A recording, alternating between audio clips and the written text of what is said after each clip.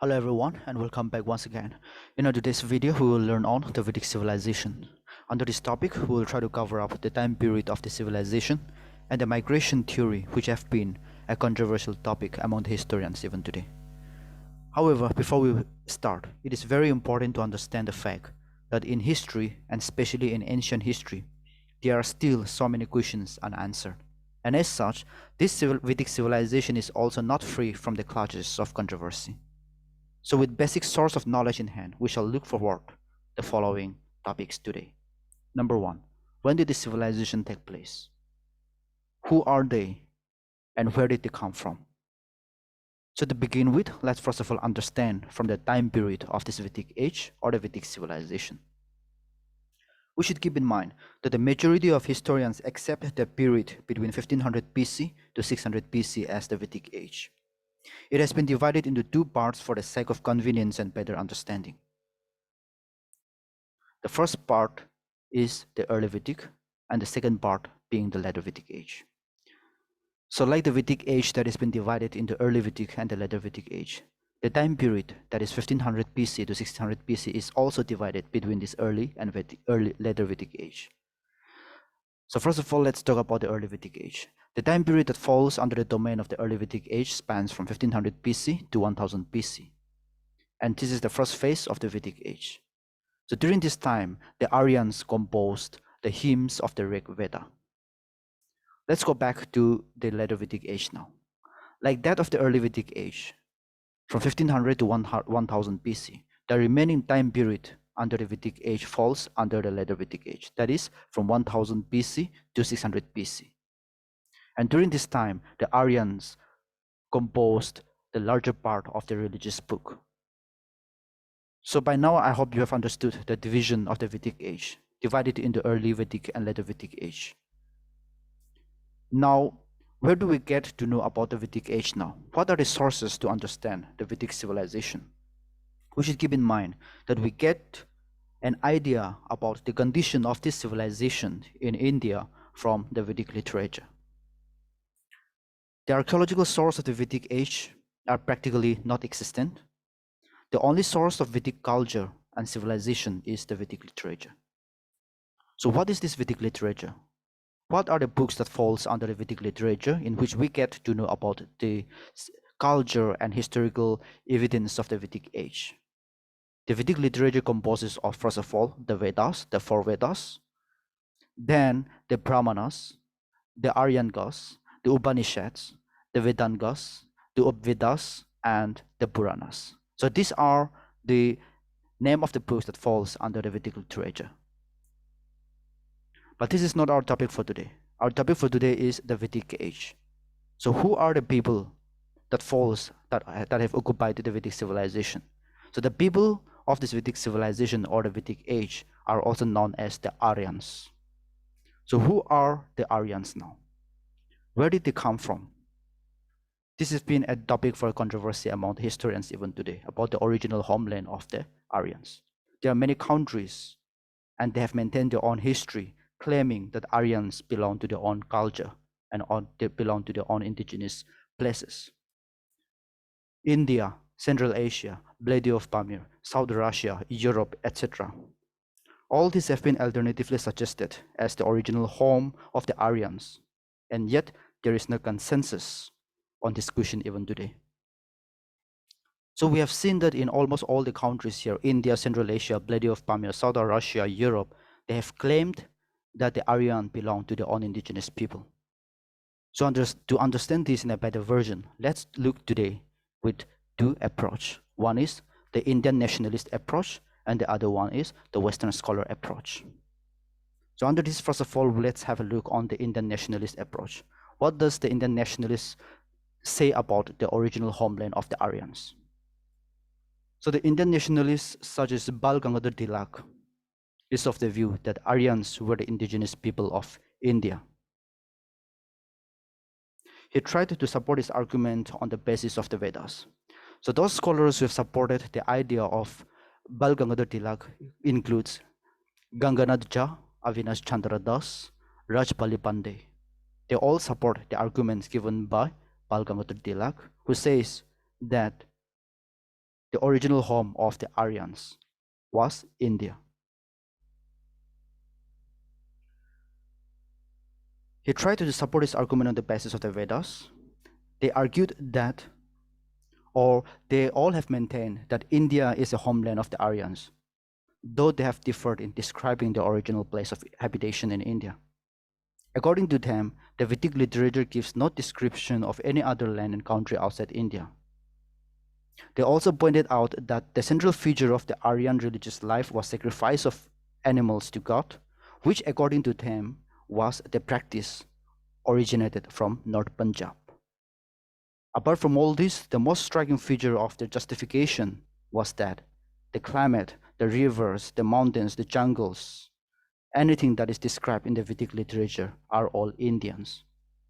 So according to the Indian nationalists, all the descriptions about jungles, rivers, and forests, or even the religious practice of the Aryans that has been inscribed in the Vedic literature belong to the culture that has been practiced by the Indians.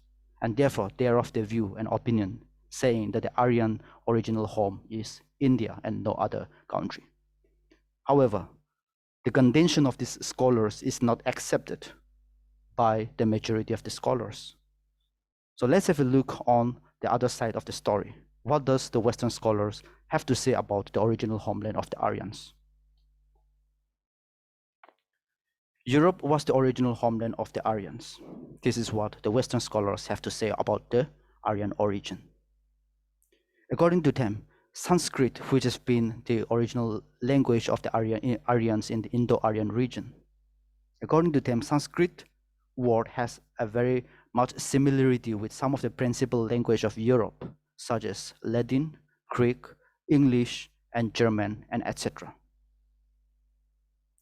The first idea of this was given by Sir William Jones in his Note to an Asiatic Society of Bengal in 1786.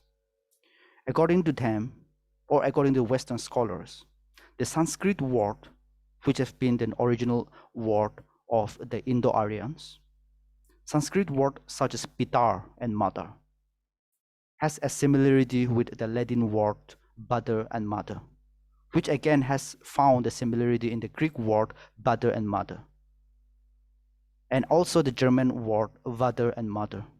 And if you compare all these Sanskrit words, Latin, Greek, and German, they all have common literal meaning in English, which means father and mother.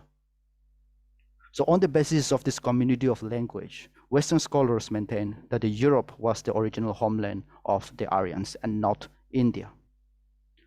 So now that we have learned about the two approaches, that the Indian nationalist approach as well as the Western scholar approach, we should keep in mind that there are also other group of people or other set of scholars who have argued that the Central Asia was the original home of the Aryans. Max Muller, for example, supported this argument. He claimed that the Aryans migrated from Central Asia because of certain economic and geographical reasons.